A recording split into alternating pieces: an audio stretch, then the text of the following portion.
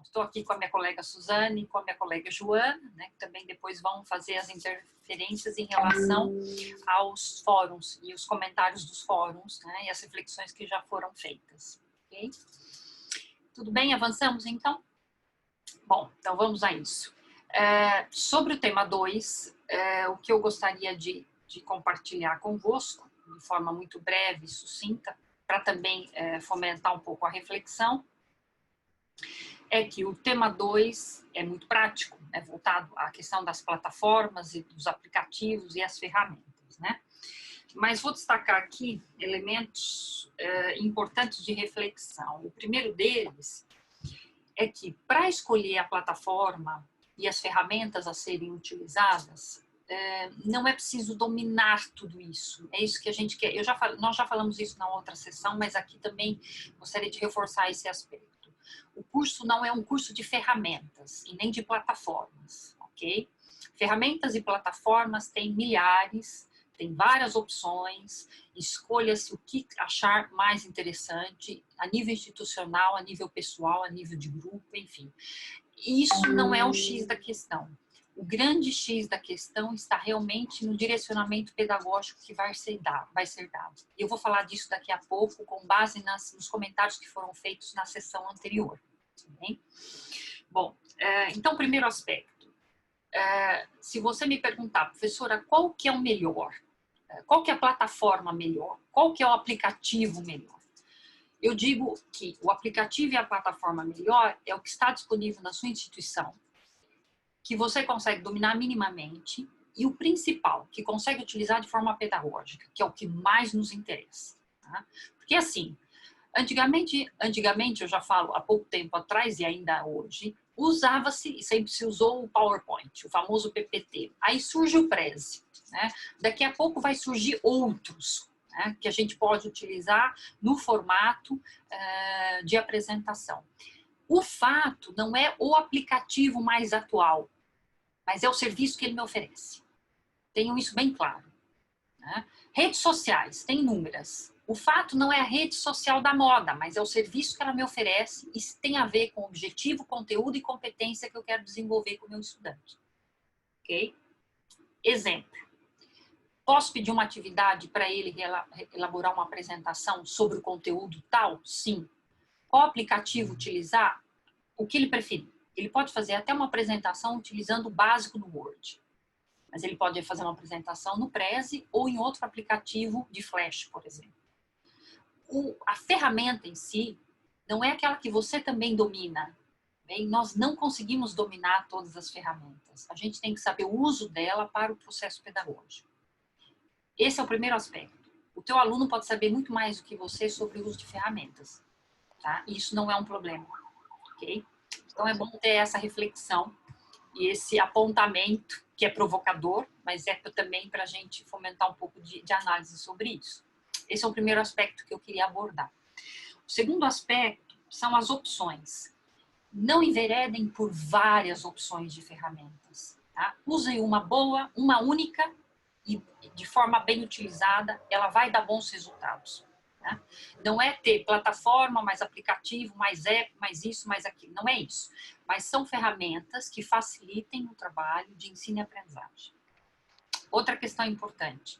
Aprendam a descentralizar nas ferramentas o trabalho pedagógico do docente. Por exemplo, a semana passada me comentava, ai professora, acabei fazendo 5 horas de Zoom com os alunos, ou acabei trabalhando com eles 3 horas, não sei das quantas. Isso não é viável, não é viável. Por quê? Porque vocês estão reproduzindo, de certa forma, o que é o presencial. Não é essa a lógica. A lógica é usar as ferramentas para facilitar o teu trabalho pedagógico, mas descentralizando de você. Centralizando a aprendizagem no estudante, criando a autonomia dele. Exemplo prático. Vou fazer um trabalho com eles, deixa eu pegar uma área, deixa eu ver uma área que seja mais comum, não tem uma área mais comum a todos, porque todos aí são de áreas diferenciadas, né? Mas, por exemplo, inglês. Vou ensinar os verbos, os cognatos falsos do inglês. Muito bem. Numa aula presencial, eu poderia fazer um diálogo, uma história, apresentar um texto, uma parte gramatical, um contexto sobre aquilo, e etc, etc, etc. Como é que eu faço isso online? Eu não vou passar 3 horas com meus estudantes falando sobre isso no online. Eu vou fazer um material que pode ser um vídeo, com estratégias, em e-book, em orientação de PPT, em Word, um guião, o que seja, onde ele vai estudar sobre o tema. Eu vou dar estratégias com atividades para ele estudar sobre o tema. E eu vou fazer 1 hora de Zoom com ele para as dúvidas e aspectos que eu acho essenciais. Okay? Descentraliza do teu papel centralizador docente e faz com que o teu estudante tenha autonomia. Para isso que são os aplicativos. Aí você pode pedir para ele fazer um podcast, um vídeo no YouTube, um vídeo com o telemóvel, uma apresentação em PPT e transformá-la em vídeo. Use o recurso que achar mais interessante para que ele desenvolva a questão do conteúdo cognatos em inglês, com o objetivo que ele aprenda a diferenciar os falsos cognatos com a competência que ele utilize na prática. Okay? Você tem 3 blocos, você tem o conteúdo, você tem o objetivo, que é como professor, e você tem a competência para ele desenvolver. Como é que eu faço isso? Para o conteúdo, eu faço um material para ele estudar. Para o objetivo, eu faço ele desenvolver atividades usando ferramentas quais desejar. Dando opções, liberdade, ou escolhendo uma só. Não, eu quero que vocês façam vídeos a partir de apresentações de PPT. E, por fim, as competências, que é o uso prático dos falsos cognatos. Aí eu faço 1 hora com ele de Zoom e faço dinâmicas para ver se aquilo está caminhando bem, se ele consegue aplicar, se ele entendeu, se ele é capaz de fazer uma frase utilizando no contexto os falsos cognatos. Enfim, ficou claro mais ou menos isso? Deu para ter um pouco a noção? Ok? É muito prático, muito direto, que é para vocês terem mais essa transposição. Vocês viram no roteiro do tema 1, estão vendo no roteiro do tema 2 em relação às tecnologias. Terceiro aspecto importante que eu gostaria de mencionar.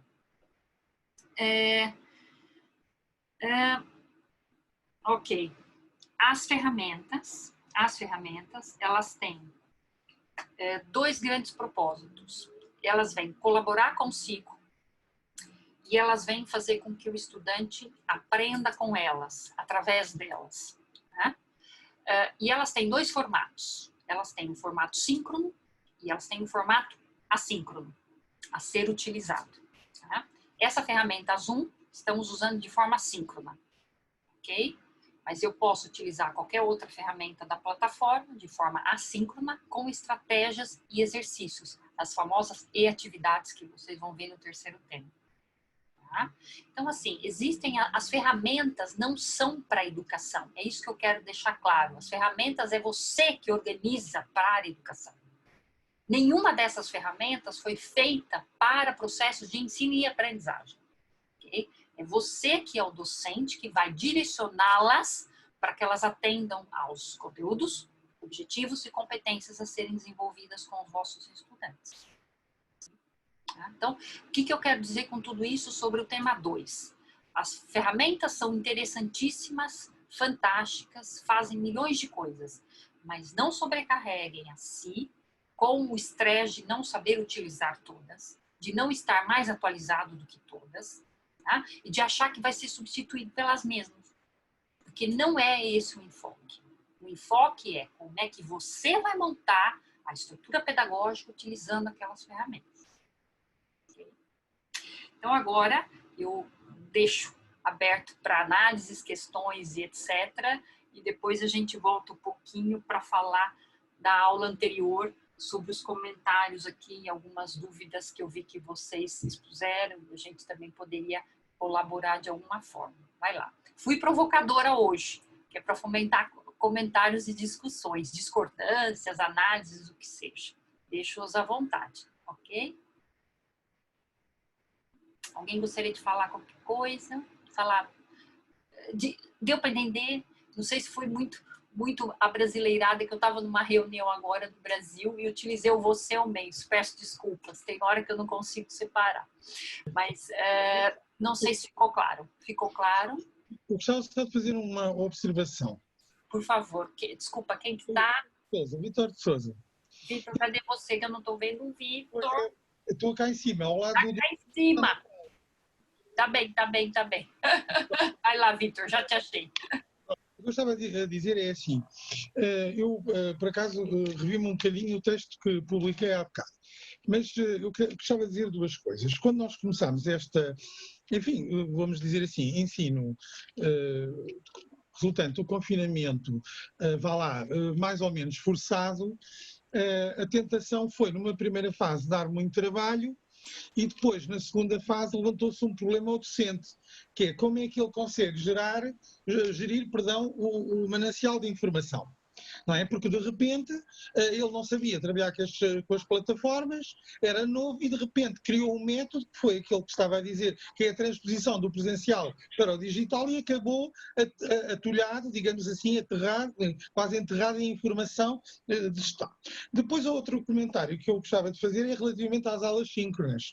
Ou seja, por um lado, a nossa experiência diz-nos aquilo que a professora estava precisamente a dizer, que é, não devemos efetivamente subcarregar o aluno porque é cansativo e pouco produtivo. Às vezes até ao contrário daquilo que se espera. Mas, por outro lado, também temos às vezes a direção as pedagógicas a dizer assim, deem aulas, e aulas, e quanto mais períodos de aulas síncronas tiverem, melhor. Ora, a minha experiência diz-me que é precisamente o contrário, não é? Ou seja, o que é que eu verifiquei? Verifiquei que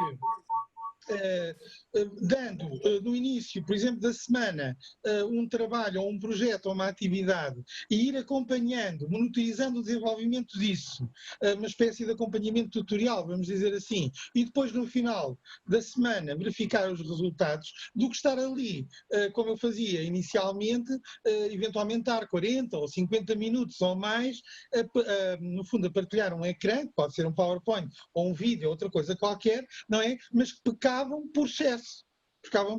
Eu ontem, ao consultar os PDFs, e aliás, e outra informação que eu tenho vindo a verificar, a recomendação é precisamente o contrário. Mas, por outro lado, o professor vive nesta dicotomia, que é, por um lado, quer dar aulas e até tem boas ideias, mas por outro lado, alguém lhe diz assim, bem, mas se tu não dás aulas síncronas, não estás a trabalhar.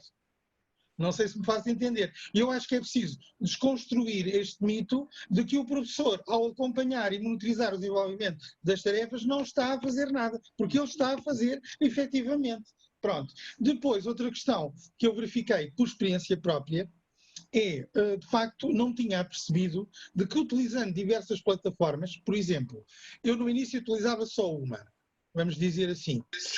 Depois, o que é que aconteceu? A partir de determinada altura, migrei para a plataforma, vamos dizer assim, institucional da escola, aquela que ela utiliza, não é? Vamos dizer assim. Bom, e o que é que aconteceu? Dei por mim a desenvolver atividades nas duas. Não é? E às tantas, o aluno já não sabia se entregava por uma via ou se entregava por outra. Portanto, e isso criou também neles digamos assim, entre aspas, um vício, digamos assim, não é? Que é, e até algum aproveitamento, porque vamos dizer assim, eu agora vou enviar para aquele, porque ele não vai perceber nada daquilo, e portanto, aquilo criou ali uma confusão, e portanto, parece-me que há aqui duas tónicas muito importantes, que é o professor dominar minimamente a plataforma, ter a noção de que não pode fazer a transposição direta do presencial para o digital. E há aqui uma outra coisa que eu, por acaso, me ocorreu ao ver o vídeo proposto neste caso pela formação, que é numa das... do vídeo, quando estou a ver o vídeo, ocorreu-me uma coisa, e até ao ler alguns textos, ocorreu uma coisa muito interessante, que é, o professor pode utilizar uma plataforma e agora tem uma oportunidade que não tinha, que é, ou seja, o professor sempre fez os seus recursos, não é? Eu sempre fiz testes, sempre fiz fichas, pronto, é verdade. Mas agora tenho que os pensar para o mundo digital, e depois havia uma outra coisa que eu fiquei muito interessado, e que se calhar os docentes deviam ter alguma formação nessa área, que é, por exemplo, eu não sei, porque não é a minha função, não estou habituado, como é que eu faço um vídeo? Ou seja, como é que eu ponho uma melhor posição da câmara, como é que eu consigo ter enfim, uma atitude mais ou menos fluida naquilo que estou a expor, não é?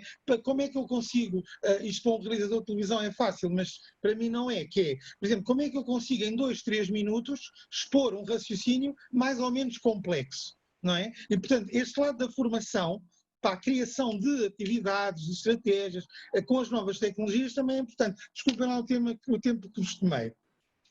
Ótimo, Vitor. Eu que agradeço os seus comentários e fico realmente feliz pela tua análise, porque é uma outra percepção. Estou vendo que já teve uma outra percepção da própria atividade. Só queria fazer dois comentários em relação ao que o Vitor expôs. Esse problema da gestão administrativa das instituições é o medo, né? Como foi algo disruptivo, que chegou e as pessoas tiveram que implantar sem conhecer, então as pessoas acham que qualidade significa dar aulas no Zoom, dar aulas 4, 5, 6 horas na frente do Zoom, porque não tem a percepção da transposição do que é dar aulas no presencial e no online, né? É exatamente isso, é perfeito. A tua análise de raciocínio é exatamente isso. Depois, o dar aulas, o professor do online é o professor que, para além de acompanhar o estudante, porque ele é um mediador, ele faz material para esse estudante, que é muito diferente do presencial. Por exemplo, eu brinco com a fotossíntese, acho que eu já falei, adoro falar da fotossíntese. Por exemplo, se eu fosse ensinar fotossíntese para os meus estudantes presencialmente, né, eu faria um material para poder explicar o processo para eles. E online, como é que eu faria? Além do material, que tem que estar muito mais detalhado e interativo para ele estudar, eu tenho que carregá-lo com alguns exercícios para ele aprender e verificar isso, contemplando conteúdo, objetivo e competência. Eu acompanho isso e vejo o resultado final. Isso é aula. A aula não é só estar de forma síncrona no Zoom, tirando dúvidas ou fazendo não sei o quê, etc, com o estudante. É o processo, é preparar o material, é orientar como é que ele vai trabalhar, é corrigir a atividade e tirar dúvidas. Tudo isso é aula. Né? Tudo isso é dar aula, que é uma outra concepção do que é aula no presencial. Ok? Obrigada pelo comentário, Vitor. Obrigado, meu. Sobre o vídeo, sobre como é utilizar. Sim, a gente precisa fazer outra formação sobre isso. Que daí já são outros detalhes. Mas olha, eu não acho mal você fazer também por tentativas e erros, sabe? Não acho mal, não acho mal. Os vídeos, os vídeos que a gente normalmente faz para os estudantes, é também um trabalho de busca da nossa parte. Normalmente a gente utiliza, claro, os recursos que tem, mas essas ideias, assim, esse trabalho de formação é sempre importante, viu, Vitor? É sempre importante. Só para não deixar sem resposta. Obrigada. Obrigado. Eu posso aceitar inscrições para esse curso de vídeo, se quiserem. Que bom, que bom. Rui, você tem que dar um curso para nós. É o Rui que tem que dar um curso. O Rui que é do cinema, não é? Tem mais alguém o Rui é do cinema e da TV? Ou é da TV? Quem que é do cinema, que eu já perdi? Tem alguém de fotografia, o César, o Rui, quem mais? Tem mais alguém que eu já não me lembro. Tem mais alguém que eu me perdi aqui, que também é dessa área. Há mais recursos. É mais recursos, né? Que é mais recursos. Vai lá, mais comentários. Vamos lá. Quero ouvi-los hoje. Posso falar? Por Não sei se é preciso tirar a senha, senão... Não, tem senha. Não dá para tocar na senha, Ana. Vai lá, Ana. Estou a brincar.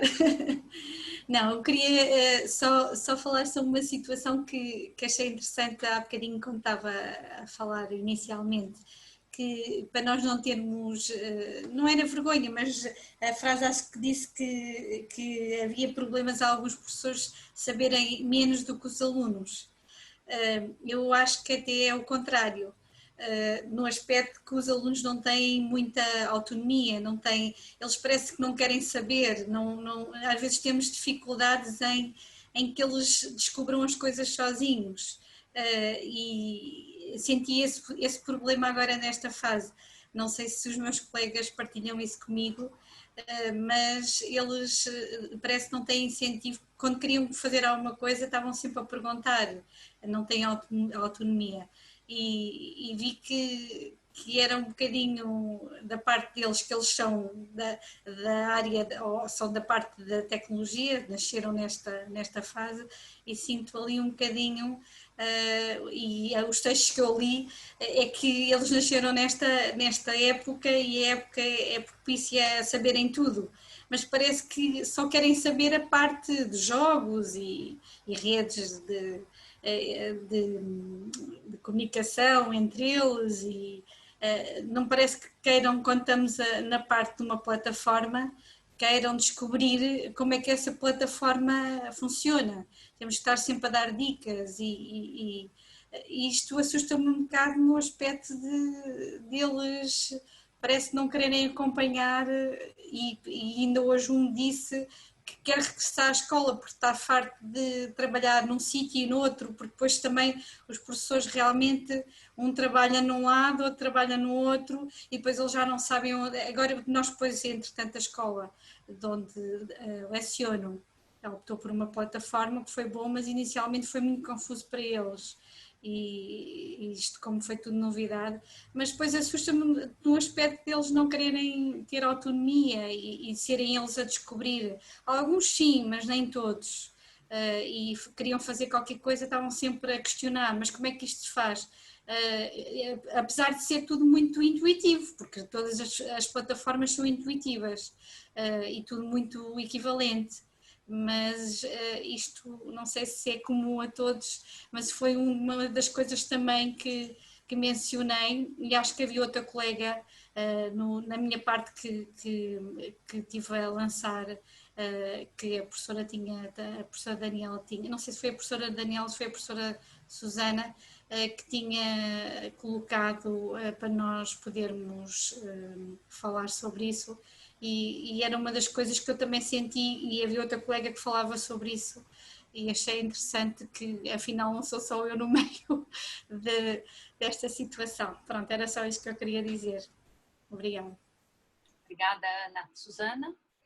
Olá a todos. Ainda não tinha tido a oportunidade de vos desejar as boas-vindas e as boas tardes e bons trabalhos, mas gostava de pegar nestas questões lançadas pela Ana, porque de facto a investigação nesta área, e quando começou a fazer alguma investigação sobre as competências digitais, uma das coisas que surgiu e que apareceu de uma forma muito, muito evidente nos vários estudos em vários países, também em Portugal, foi a questão do fosso geracional e da idade.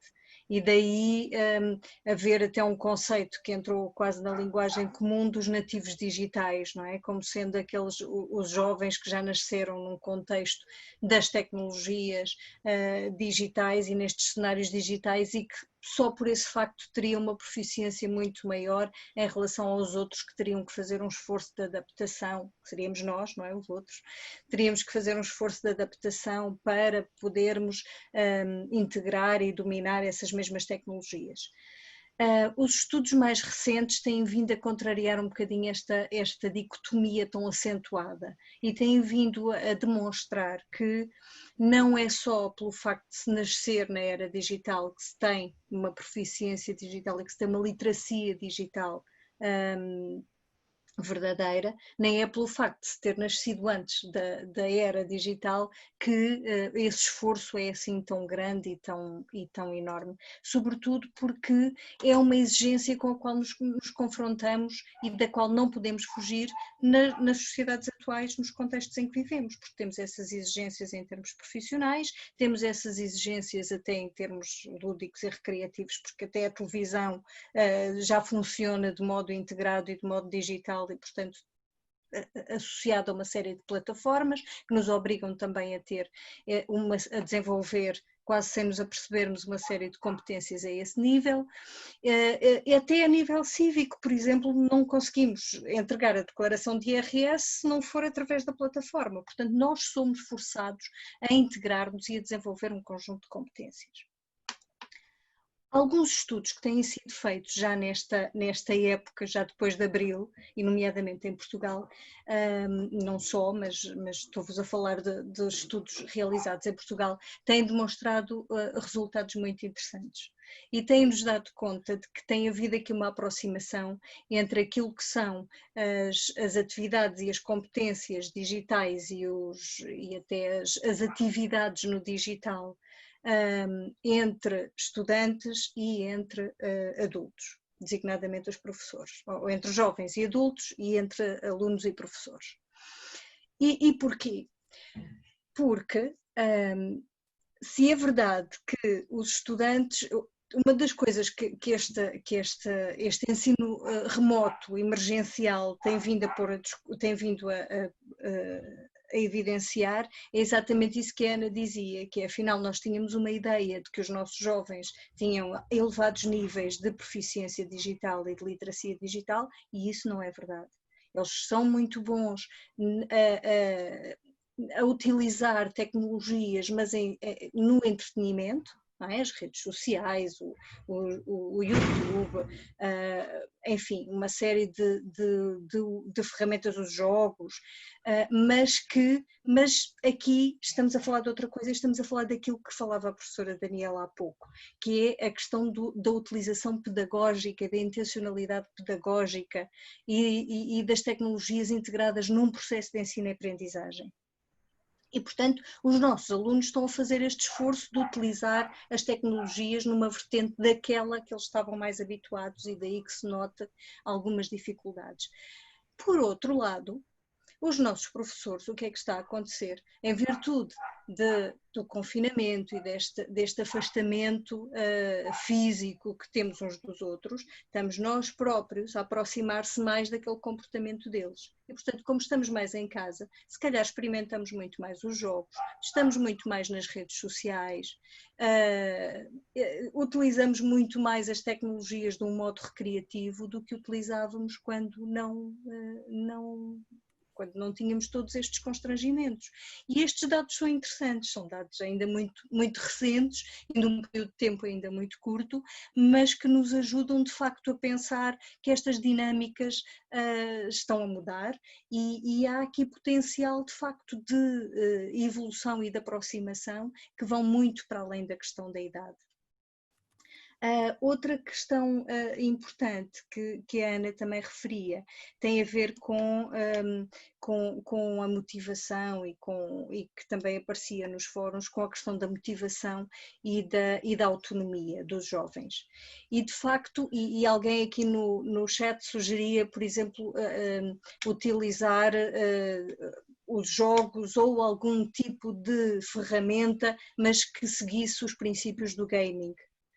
E essa pode ser uma estratégia para aproximar de facto aquilo que são os nossos objetivos, os objetivos e as competências que nós queremos desenvolver com os conteúdos da nossa disciplina, mas desenvolvidos de uma estratégia que vai muito mais ao encontro daquilo que são, por um lado, as competências, as habilidades, mas também as expectativas e os interesses dos nossos estudantes. Já é o que nós procuramos fazer no presencial e aqui pode ser também essa estratégia.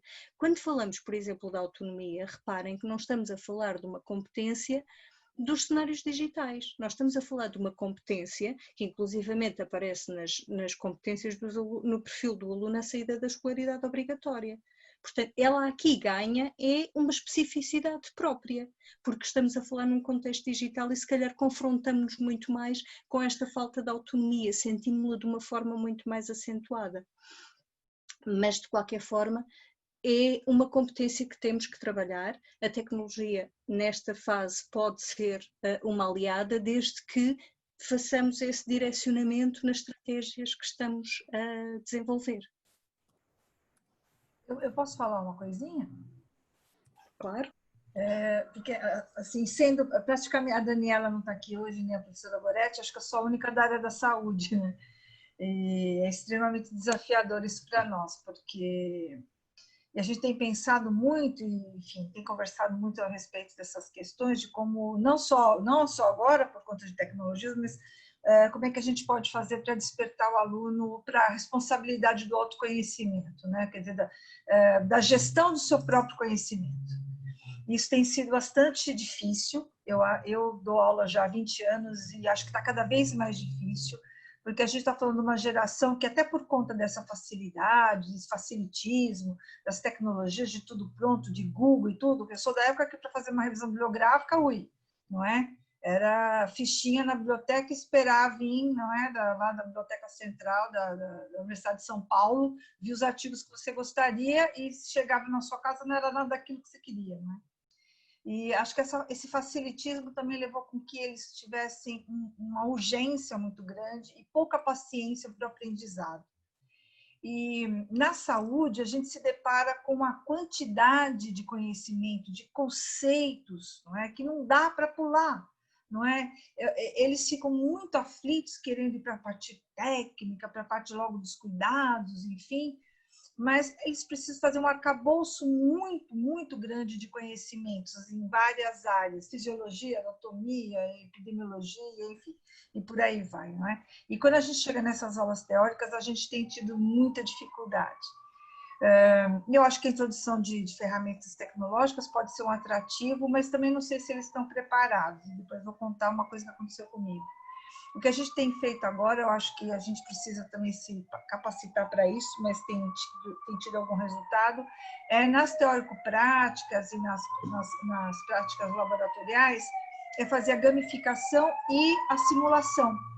Não é que eles gostam muito e é muito interessante porque a gente consegue controlar, não é? Essas questões. A gente tem simulação de alta eficiência, temos também simulações mais básicas, tipo teatro mesmo, né? E é uma coisa que eu gosto muito, sempre gostei, me dou muito bem, mas é uma característica minha enquanto professora. Não tenho nenhum problema de ser paciente, de ser mãe, de ser, enfim, de entrar no jogo. E eles gostam muito e eles respondem e conseguem aprender dessa forma. Mas se eles não tiverem o conceito, a parte toda conceitual teórica, eles não chegam lá quando chega na parte prática. Então essa é a grande, eu acho que é o grande desafio para a gente.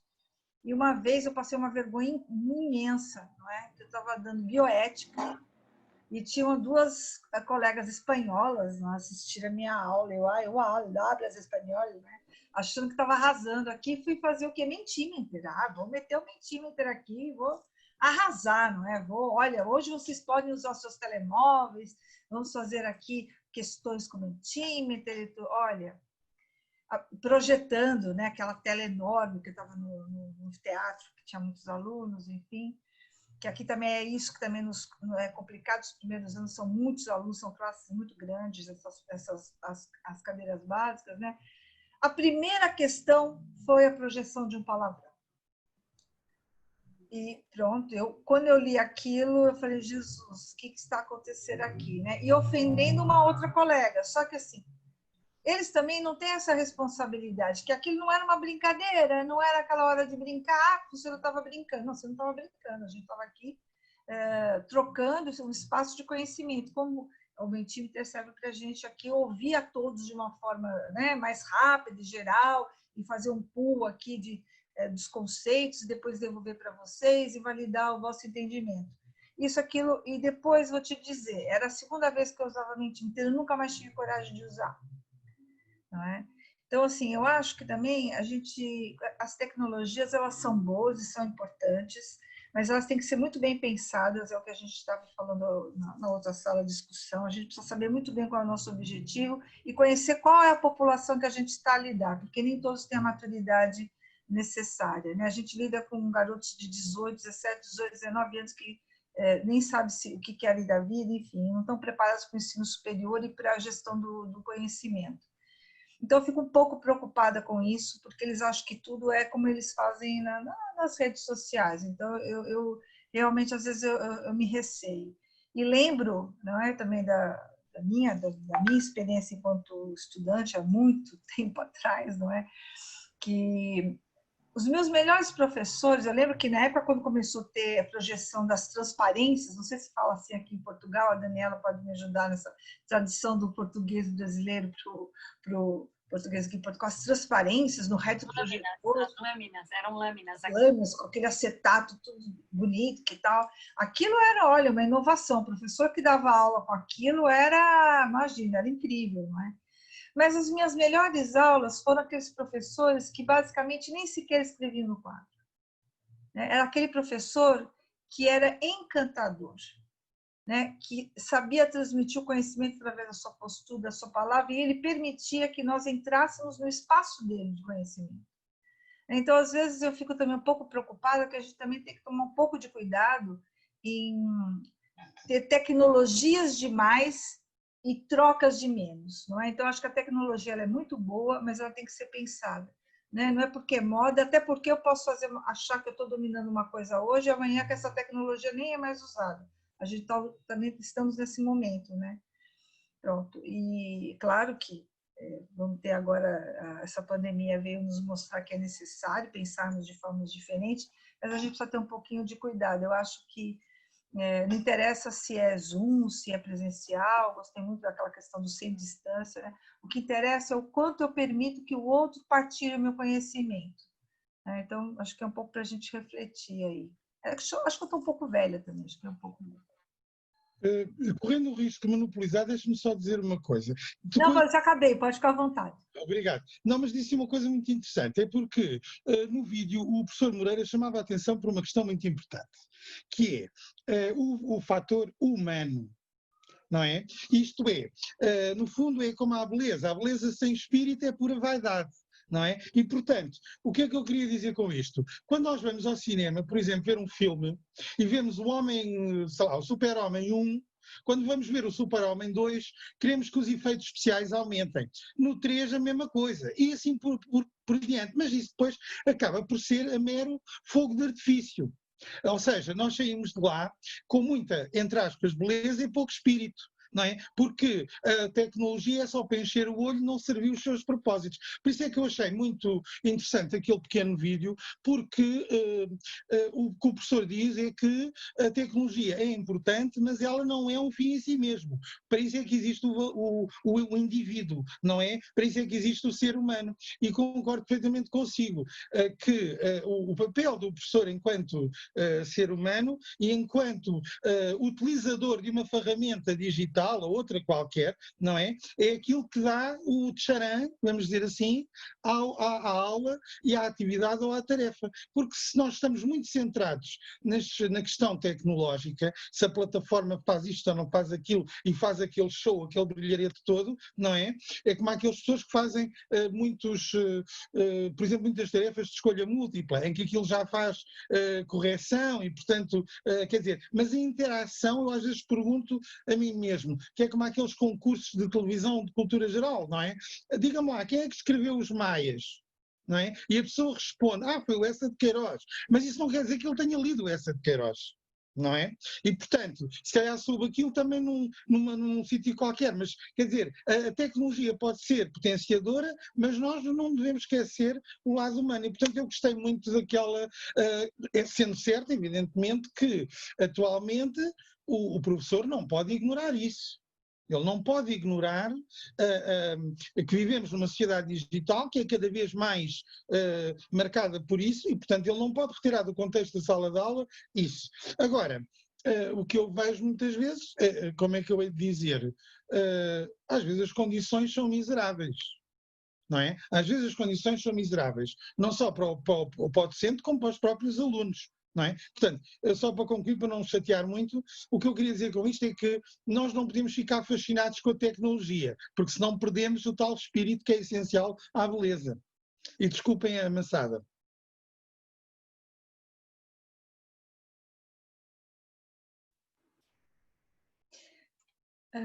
Bom, talvez eu possa dar aqui uma chega a este debate e depois peço também a colaboração das minhas colegas. Eu estava a ouvir a Cristiana, até porque eu também trabalho numa área ligada à saúde, da educação para a saúde, e, portanto, tem havido, de facto, alguma investigação e até algum desenvolvimento no ensino mediado pelas tecnologias nas áreas da saúde. E também, não só na formação de profissionais, mas até mesmo nas áreas do atendimento e do tratamento e do acompanhamento em ambulatório, muito baseado na utilização das tecnologias, inclusivamente com orientações muito claras da Organização Mundial de Saúde para a utilização das tecnologias móveis e não só. Isto para dizer que, quando eu dizia há pouco que a autonomia tem que ser trabalhada e tem que ser trabalhada para além destes contextos mediados pela tecnologia, porque é uma competência do cidadão, digamos assim, quando nós definimos uma atividade e quando nós temos uma determinada intencionalidade para desenvolver uma certa competência, um conjunto de objetivos diante de uns conteúdos, essa tarefa e todas essas fases têm que estar muito claras para os nossos alunos. Tem que ser muito claro que, apesar de estarmos a utilizar o telemóvel, não estamos num momento de recreio, não estamos num momento de descontração. Estamos numa aula e estamos a cumprir uma atividade letiva que tem objetivos muito claros e que se prende com o relacionamento das competências e que inclusivamente tem impacto na avaliação, pode ter, mesmo que seja formativa. E esta questão da avaliação formativa, nós depois vamos falar disto de uma forma mais aprofundada no terceiro tema, na próxima semana, mas está também relacionado com aquilo que dizia da necessidade dos próprios estudantes desenvolverem as suas competências de autorregulação, deles terem a responsabilidade do desenvolvimento do tal autoconhecimento de que falava, mas não existe uma forma para os alunos fazerem isto, e a professora Daniela tem estudado isto de uma forma muito aprofundada, porque os alunos têm diferentes estilos de aprendizagem, nós não aprendemos todos da mesma forma e também não ensinamos todos da mesma forma, não somos todos que temos a capacidade de estar a falar durante 3 horas sem nenhum tipo de suporte e manter os níveis de atenção.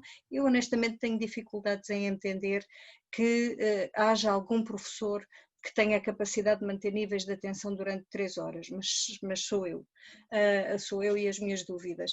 Mas de qualquer forma, não temos todas as mesmas competências de comunicação, não temos todas as mesmas habilidades comunicacionais, não temos todas as mesmas formas de estar perante os alunos, seja no presencial, seja no virtual. Portanto, da mesma forma que há diferentes estilos de aprendizagem, também há diferentes estilos de ensinagem. E, portanto, é na conjugação de todos estes fatores que se tem que construir este processo de aprendizagem, mas quanto mais claras forem as regras, vou dizer assim, quanto mais claras forem as orientações, quer para nós, quer para os alunos, melhor é o resultado. Daniela, Joana, não sei se querem acrescentar alguma coisa. Eu gostava, olá, boa tarde a todos, a quem ainda não cumprimentei. Eu gostava só de acrescentar aqui, estive a tirar alguns apontamentos das vossas intervenções e também daquilo que vos tenho acompanhado nas salas virtuais. E gostava de vos referir aqui um aspecto que me parece essencial e que depois acabamos todos a tentar colocar em prática algo quando o sistema acima de nós ainda não está nesse mesmo lugar que nós. Ou seja, nós temos um sistema montado há décadas e séculos, baseado em pressupostos que foram totalmente postos em causa com a pandemia, não é? E aquilo que vocês referiam, e bem, penso que até aqui no chat, se não me engano, das orientações que têm de cima a nível das horas síncronas e da obrigatoriedade de horas síncronas, está relacionado com um paradigma que não pode continuar no ativo, ou seja, tem que vir de cima esta alteração e eu quero acreditar que com este tempo que acabamos e que ainda estamos a passar, que superiormente vamos conseguir rever esta matéria, vamos conseguir rever estas indicações e vai-se conseguir começar a trabalhar nas escolas e nos agrupamentos de uma ou outra forma, em que vai ser dada outro tipo de liberdade aos docentes para conseguirem trabalhar com as suas turmas de outra forma. E isto leva-me diretamente à outra questão, é esta visão institucional, que se liga diretamente à questão da formação, que já foi muito focada também. Que é, eu recordo-vos o antigo plano tecnológico que estava previsto pelo governo e que foi implementado, tinha 3 vertentes, e corrijam-me se eu estiver a dizer alguma asneira. Tinha 3 vertentes, tinha a vertente de equipar as escolas com o parque tecnológico, tinha a vertente do sinal, da ligação do sinal digital, de pôr as escolas conectadas, e tinha a parte da formação em TIC para os docentes. Onde é que fica aqui a parte que nós temos estado a batalhar desde o início, que tem sido muito flagrante nas nossas conversas, quer nas síncronas, quer nas assíncronas, onde é que está aqui o foco na pedagogia, nas metodologias, nas práticas? Esta vertente tem que ser encarada também e tem que fazer parte de um programa maior em que são trabalhadas todas estas componentes em paralelo. Nenhuma delas pode existir sem a outra, porque o foco do papel docente, o nosso papel, resulta de conjugar todas estas vertentes. E não podemos nunca, ou seja, vocês já disseram isso muito claramente e já ficou muito claro, quer aqui no chat, quer no AVA, a tecnologia não tem o destaque, não pode ter, nem nunca pode ter. Não existem, a tecnologia está em permanente evolução, o que hoje é novo, amanhã já não é novo, portanto ninguém vai saber tudo nunca. Não é na tecnologia que tem que estar o destaque tem que estar em nós próprios, no nosso papel, naquilo que nós queremos fazer numa sala, quer seja física, quer seja virtual. E tem que ver com a nossa capacidade de nos reinventarmos nesta postura e neste papel que temos que desempenhar. É verdade que as direções, muitas delas, estão de alguma forma a ter mais dificuldade em entender como operacionalizar estes pormenores e estes papéis. Eu sei o que estavam a dizer e eu agora vou referir-me também, eu também sou mãe e portanto agora vou falar nesse contexto do outro lado, que é muito complicado para um docente que quer implementar, por exemplo, momentos síncronos realizados de outra forma, quando tem instruções claras por parte de uma direção que tem que ter a turma toda de 30, 1 hora, ponto final, não existe outra possibilidade, é isso que está estabelecido. Eu acho que não podemos desistir, ou seja, que mais tarde ou mais cedo conseguiremos chegar a bom porto mostrando que esta não é a forma indicada de trabalhar. Tem que se encontrar as formas indicadas e temos que ir mostrando por A mais B as melhores formas e partilhá-las para conseguirmos implementar outro tipo de práticas. Por fim, só referir também outra questão, que é a questão das literacias e da formação, como tinha referido há pouco, que é, visto que, e isso tem sido falado aqui, que já não se trata só apenas de uma questão de literacia tecnológica ou de uma questão de literacia digital ou de uma questão de literacia infocomunicacional. Nós falamos de uma necessidade urgente de formação em multiliteracias e isso é visível quer para docentes, quer para pais, quer para alunos. Temos todos que conseguir trabalhar as mesmas competências em conjunto para todos falarmos a mesma linguagem. Porque senão acaba por acontecer aquilo que muitos referem, que é, e de não percebermos o que é que se perdeu no processo, que nós pensamos que estamos a falar de forma clara e a dar indicações de forma clara, não interessa ao meio, mas do outro lado ninguém nos está a entender. É como se estivéssemos a falar 2 línguas diferentes, não é?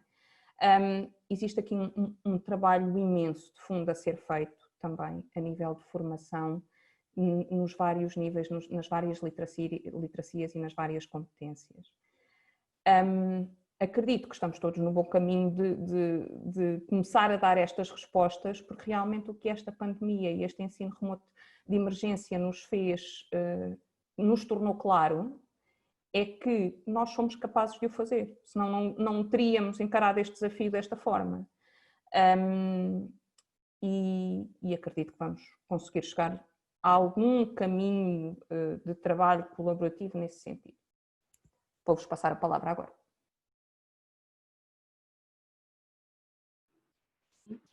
Obrigada. acho que Joana e a Suzana tocaram em aspectos muito, muito importantes, né? Mas antes de comentar sobre isso, eu gostaria também de saber mais questões, mais reflexões. Nós fomos aqui dialogando no fórum, no bate-papo, mas gostaria de fazer mais alguma colocação? Não se animam? Sim, Cláudio, vai lá. Cláudio. Bem, era só esse detalhe que a Joana acabou de falar do envolvimento dos pais, às vezes, no sucesso do processo de ensino e aprendizagem digital. É um ponto que pouca gente foca nele. Ele é importante, talvez, porque se os pais também não forem apoiantes, né, do processo, né, eles, como é que queria dizer, jogam contra, né? Ou seja, desmotivam o próprio jovem, né? Que eles já sabem, e está aqui discussão sobre coisas que já foi falado aqui milhares de vezes, mas que eles não sabem fazer uma procura na net, isso é notório, não é? Eles não têm esses conhecimentos, eles não têm conhecimento das ferramentas intrínsecas que estão na maioria das ferramentas que se distribuem a eles. Você pode ter as melhores ferramentas do mundo, a melhor cana de pesca do mundo, a melhor linha do mundo, o melhor anzol do mundo, e não adianta se você for pescar para um lago que não tenha peixe. Você não pega nada, não é? É uma boa. Acho que é completamente associar essas coisas às tecnologias únicas exclusivamente, se as ferramentas não forem focadas para o aluno. Eu pus isso no outro dia aqui na aula assíncrona. Era exatamente, se a ferramenta não estiver focada, se o aluno ele é puramente auditivo, né, você pode dar um texto para ele que ele não vai ler. Se ele for puramente visual, certo? Se você der um texto para ele, ele também não vai lá. Ou seja, as ferramentas têm que ser muito focadas para o tipo de aluno. O ensino tem que ser um pouco mais personificado, né, para as competências deles, para motivar eles, certo? Acho que é muito isso, usar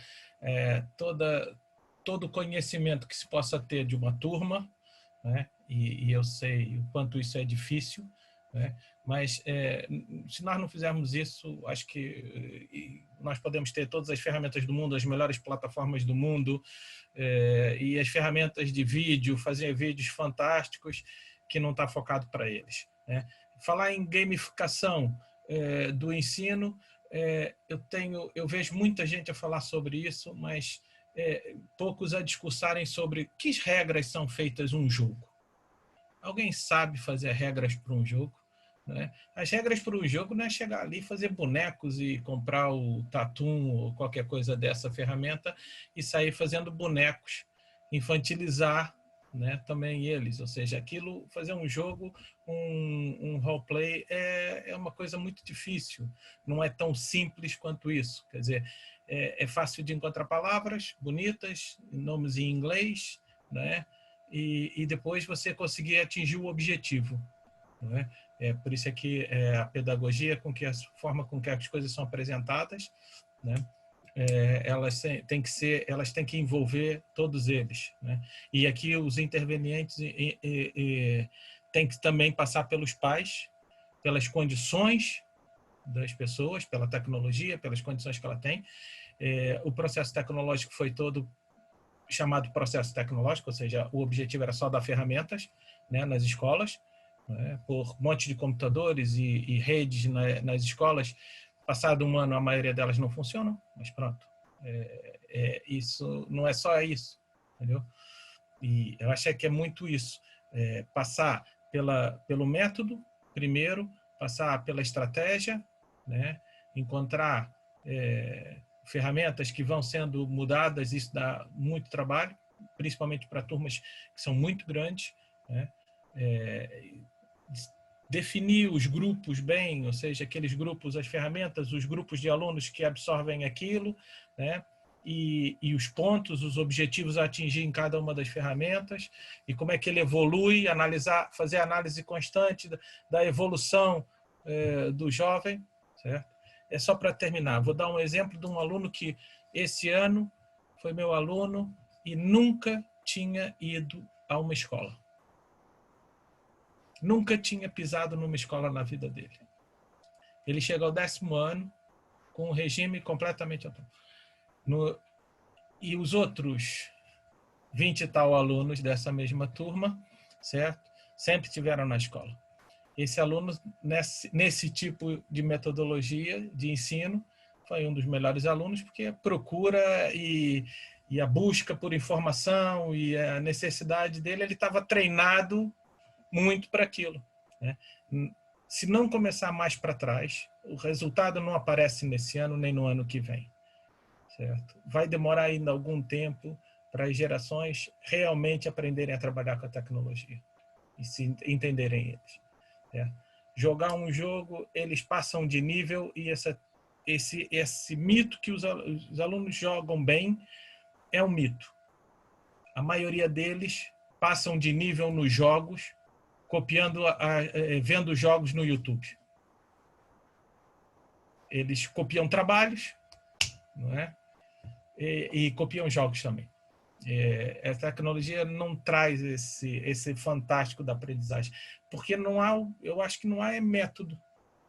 É sobre o método que você tem que se trabalhar.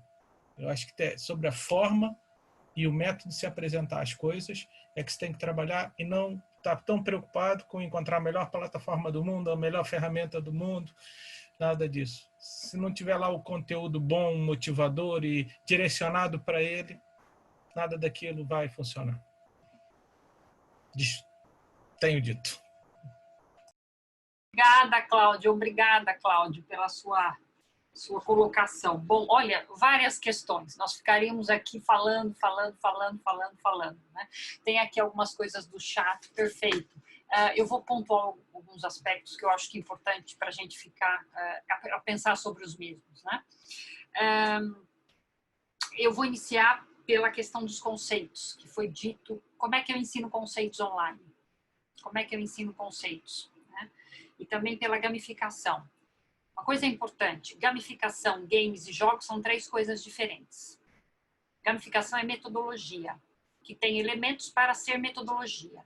Ok? É importante ter isso claro. Ela tem uma série de elementos que é para ser considerada a gamificação dentro de uma unidade curricular, para ser considerada uma metodologia.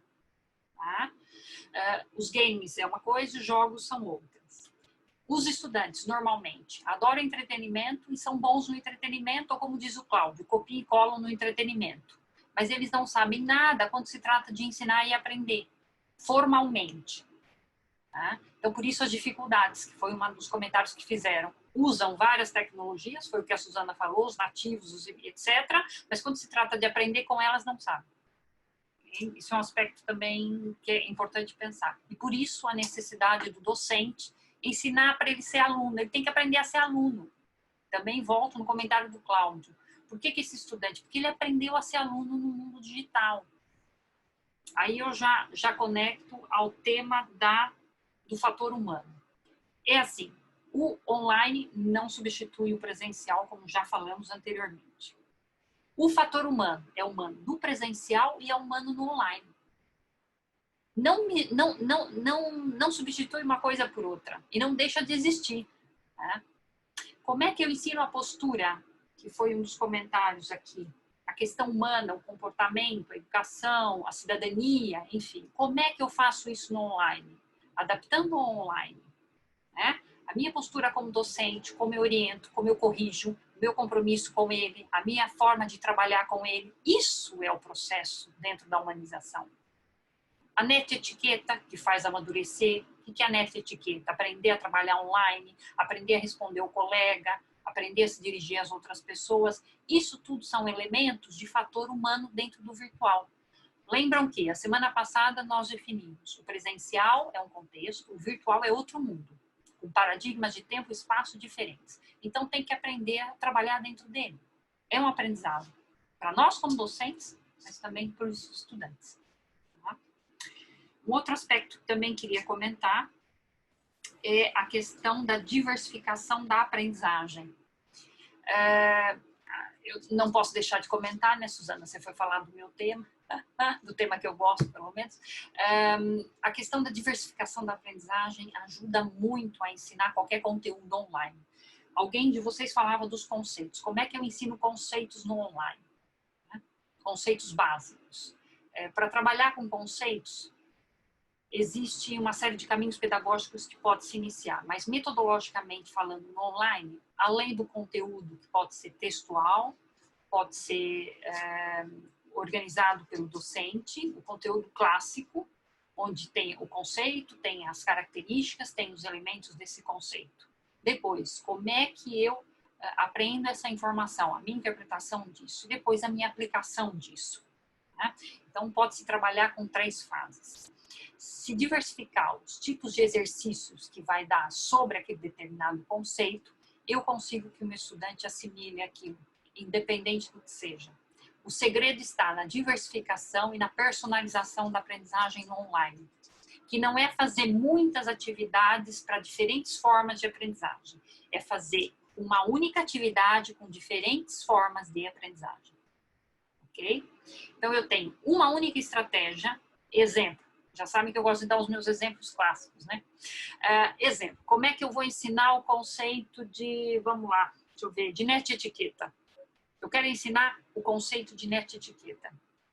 Eu vou pegar um texto sobre o tema, provavelmente um vídeo sobre o tema, né? O meu estudante vai ver aquilo, eu vou pedir um exercício para ele sobre o tema. Olha, caracterize para mim os principais elementos da net-etiqueta. O que você sabia sobre net-etiqueta? Bom, depois disso eu vou pedir para ele fazer uma lista dos principais elementos de net-etiqueta. O que ele acha que é interessante, o que ele acha que deveria ser completo, o que ele acha que deveria ser inserido ou retirado, etc. Faz ele refletir um pouco sobre aquilo. E por fim eu peço para ele produzir algo sobre aquilo, com aquilo. Ou seja, faça para mim um guia básico de orientação sobre net-etiqueta se eu fosse trabalhar numa rede social, por exemplo. Como é que eu faria uma orientação de trabalho numa rede social a partir dos elementos da net-etiqueta? Eu dei um único exercício com várias fases de trabalho. Okay? Em cima disso, ele consegue aprender. Tá? Ele vai aprender o conceito, ele vai assimilar e depois ele vai utilizar o conceito. É um exercício com fases. Dessa forma, você consegue trabalhar conceitos lindamente. Outro aspecto que é importante e que foi dito. Além da questão dos conceitos, falar que eu já me perdi aqui na minha lista, da diversificação da aprendizagem. Já me perdi aqui, faltou um aspecto que eu queria mencionar para vocês e já esqueci. Lembrei, tá aqui. Respondendo também as questões aqui, alguém me pergunta, me fala dos conhecimentos. Olha, na internet, no online, as pessoas encontram dados e informação. O conhecimento é produzido através da interação e o diálogo entre estudantes, docentes, estudantes, conteúdo. Online, ele só vai encontrar dados e informação. O conhecimento é só produzido na interação entre materiais, com o outro e com o docente, ok? Ele não vai produzir conhecimento vendo um vídeo. Ele vai ter uma informação sobre aquilo. Para ele ter o conhecimento sobre a temática daquilo, ele precisa estabelecer um processo de reflexão e assimilação do conteúdo.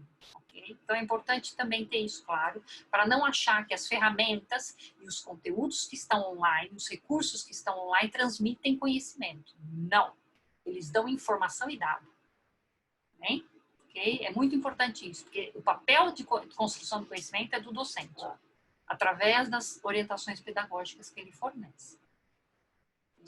Acho que eram essas pontuações. Não sei se temos mais coisas, Suzana, Joana, se vocês também queriam comentar, deixar mais questões aqui, tem mais questões aqui para a gente ir respondendo.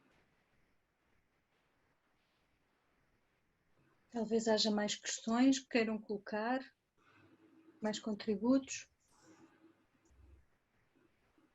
Não sei se posso intervir. Sim, Rui. Está na altura? Isto aqui está muito vento aqui nesta zona. Portanto... Está bonito, adorei essa praia aí. Estou fechado em casa há muito tempo, portanto acaba por... Olha, tem que mandar esse pano de fundo para mim que eu não tenho. Essas coisas chiques você pode mandar para cá, viu?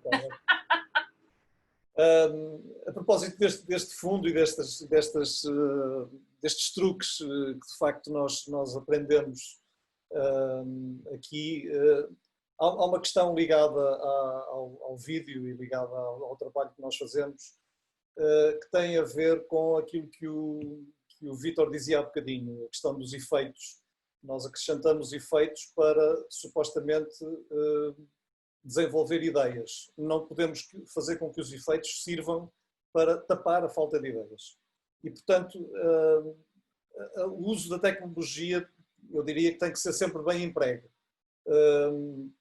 No fundo, voltando à questão da literacia digital, eu concordo com o Cláudio também, quando ele diz que as competências deles estão ligadas aos interesses deles. Eles só sabem aquilo que querem saber. O que não querem, portanto, nós temos é que os fazer gostar de outras coisas, eventualmente, para eles conseguirem descobrir outras situações e outros momentos de associarem o lazer à aprendizagem. O processo de aprendizagem tem que ser muito lúdico, em muitos aspectos. E tanto mais nesta fase em que estamos, de facto, com imensas solicitações, há possibilidades ao mesmo tempo de estarmos a comunicar com eles e a não saber se eles estão, de facto, a ouvir-nos ou se estão ligados a 500 outras mil coisas, jogos, telefonemas, mensagens, o que quer que seja. Portanto, há aqui uma série de questões que são interessantes, nomeadamente a questão do interesse deles. Portanto, eles, se querem atingir o sucesso rapidamente, copiam.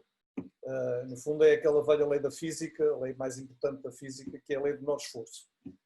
Tanto copiam jogos, como copiam trabalhos, como copiam qualquer coisa. E isso dá-lhes uma sensação de que estão bem e que são capazes, que fazem coisas, portanto conseguem enganar os outros, portanto estão bem. Provavelmente nesta fase do confinamento, uma das estratégias em que terá sido mais bem sucedido foi partilhar com eles o espaço, o papel do formador, ou seja, várias vezes faço isso nas aulas, várias vezes eu deixo para a área, ou vou para a área deles e troco de lugar com eles. Epá, agora dás tu a aula, agora falas tu disto, agora falas tu daquilo. No fundo, é um processo de partilhar os papéis. No curso de vida, a facilitação da aprendizagem passa muito pela simulação de cenários e contextos. E, portanto, no fundo é o brincar ao faz de conta, é aquilo que os ajudou a crescer, aquilo que eles reconhecem com ter facilidade. Portanto, este processo de partilhar espaço com eles, de trocar de posição, de fazer de conta que agora és tu que fazes, fazer de conta que agora és tu que mandas, ou que és tu que dizes, ou que és tu que ensinas, é uma maneira provavelmente de fazer rodar o processo. E curiosamente nesta fase me ajudou bastante a mantê-los atentos, a mantê-los vivos, porque no fundo este processo passa muito exatamente por aí, que é o ensino, seja ele, ou a formação, seja ele presencial ou através da internet, tem que ser vivo, criativo, atrativo e interativo. Ou seja, temos que fazer com que isto tudo mexa, no fundo. Eu costumo um bocado estar a falar apenas de mim, mas naturalmente é a minha experiência que funciona neste campo e que está a dar-me ou não reflexo ou resultados das experiências que tenho feito.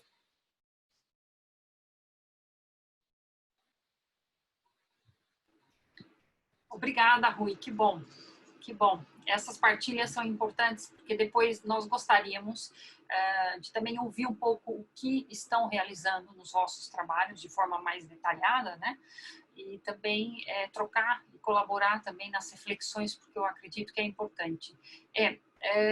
A criação de cenários é um dos elementos da diversificação e da personalização da aprendizagem, como sabe, né? Isso também contribui, é claro que contribui. A autonomia também passa por aí, né? Passa por aí. Os estudantes também têm que ter essa visão. Mas também eu gosto sempre de fazer esse comentário. Nem sempre o movimento nosso, né, a forma de disponibilizar para o estudante todos os cenários diferenciados, faz dele um bom estudante. Por mais que a gente se esforce, a gente também precisa de um esforço do outro lado, né? Porque ele também tem que se esforçar, né? Porque nem tudo é esse imediatismo que eles estão acostumados, e é exatamente isso que você disse, a sensação de eu fiz, eu consegui, porque eu copiei, copiei, ou etc., eu me enganei. Isso passa pela formação humana também, passa pela competição do mercado, né? Passa por uma série de elementos que também estão para além só do nosso trabalho, mas também tem a ver com a formação da própria base estrutural da pessoa, né? Isso também passa por aí. E é um desafio nosso, né? É um desafio nosso também. Não sei se tem mais questões, se ok. Olha, 18 minutinhos a mais já passamos. Apesar que a gente começou 18h05, né, Suzana e Joana? A gente começou às 18h05, né? Enfim, já estamos aqui nos nossos 15 minutos. Não sei se tem mais alguma coisa, Suzana, Joana. Finalizamos? Penso que sim, penso que sim. Eu ia só dizer que, de facto, esta questão que muitas vezes nós, sobretudo nestes tempos mais recentes, nós temos ouvido a propósito da educação à distância, que é a questão da atenção. Porque eu não sei o que é que o aluno está a fazer do outro lado, eu não sei até que ponto é que ele está atento, eu não sei até que ponto é que a aprendizagem está a ser conseguida.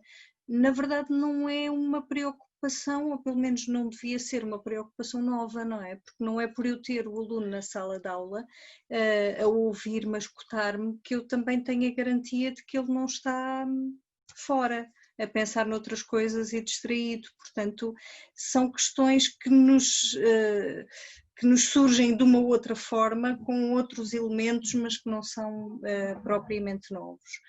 E para terminar, dizer que há de facto um autor que nos diz que a tecnologia, na mediação dos processos de ensino e aprendizagem, a tecnologia é tanto mais eficaz quanto mais for invisível.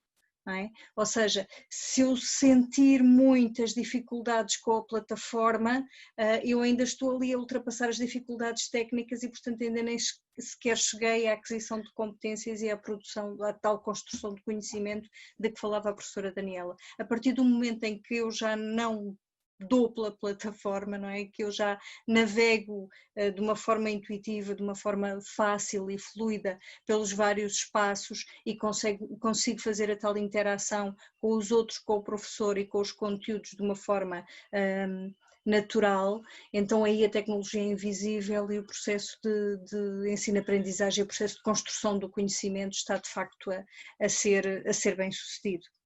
Aproveito para vos desejar um bom fim de semana, um bom resto de semana, um bom fim de semana, bons trabalhos. Na próxima semana iniciamos um novo tema e na próxima quinta cá estaremos para voltar a conversar, mas dessa vez mais com a conversa mais direcionada para as questões das atividades e da avaliação. Bom trabalho a todos. Joana? Eu despeço-me também. Nós encontramos-nos na sala virtual, já sabem que eu estou por lá, vamos continuar o debate.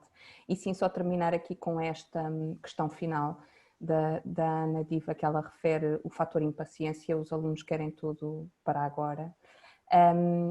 Eu acho que este processo vai obrigá-los a, pelo menos, aprenderem a ser um bocadinho mais pacientes, porque eles próprios ficam muito destabilizados com tudo o que aconteceu e, portanto, quanto mais não seja esse processo de aprendizagem a nível de paciência, acredito que também vai passar. Desejar-vos um bom resto de semana, bom fim de semana, vamos continuar a debater as ideias na sala e espero contar com o vosso entusiasmo por lá, tá bom? Até para a semana. Muito obrigado e até para a semana. Até para a semana. Obrigada. Boa semana, muito obrigado. Bom fim de semana. Obrigada. Boa semana. Bom fim de semana. Bom fim de semana. Obrigada, bom fim de semana. Obrigado. Bom fim de semana. José. Bom fim de semana. Obrigada. Bom Obrigado. fim de semana. Beijinho. Beijinho. Bom fim de semana.